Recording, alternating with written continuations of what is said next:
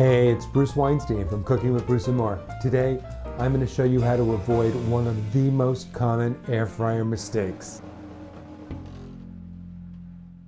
So what is the most common air fryer mistake? It's overcrowding your basket.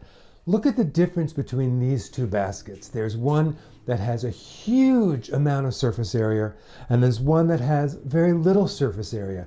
And there's a different amount of food you could put in both. And I'm sure if you've looked even at boxes of air fryers, you see them with French fries magically overflowing from the baskets. And honestly, you can't cook that much in an air fryer at once. You can have a little bit layered, but there has to be enough airspace. So today, I want to show you how to make some fabulous air fried chicken wings, and I'll show you how we're going to do it properly to get the right amount in your air fryer without overcrowding. When you buy chicken wings, you're going to buy them already cut up into the wingettes and the drumettes. You can save a few bucks by buying the entire chicken wing, but then you have to cut them, and this is how you do it.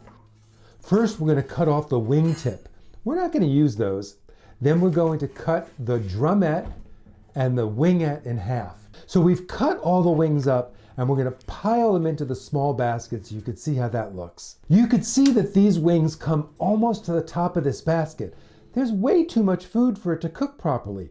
There's not enough room for air, the hot air in the air fryer, to circulate around all these pieces of meat and brown them evenly. You want about half this much in this size basket, but I want this many. So I'm going to use my larger basket, and I'm going to dump them in. And now you can see there's just one layer. There's some overlapping, but not too much. There's going to be lots of room for the hot air to circulate. We are not overcrowding this basket. And you'll notice that I didn't even give these a coating. No spray, no sauce. There's enough fat in the chicken skin that these will brown beautifully. And if we were to put a sauce on them now, well, it would only burn in the air fryer. If you like a sauce, when they're done is the time to do it.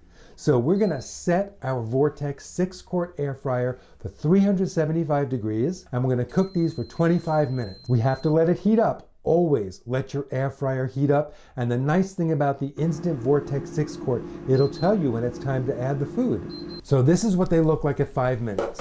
They're not brown at all. 5 minutes later, a little more brown. They're sizzling a little bit. They keep browning. And now you can see just how perfect these are. Before I taste these air fried chicken wings, subscribe to this YouTube channel, Cooking with Bruce and Mark, and you can find our group, Cooking with Bruce and Mark, on Facebook, and we can talk about everything air fryer. All right, I let these go 25 minutes at 375, and you can see how brown and crunchy they are. If you like a sauce on your wings, now's the time to do a sauce, but I like my wings just the way they are, plain and delicious. So I'm gonna try one. They're crunchy, they're brown and delicious. These actually taste like they came out of a deep fryer.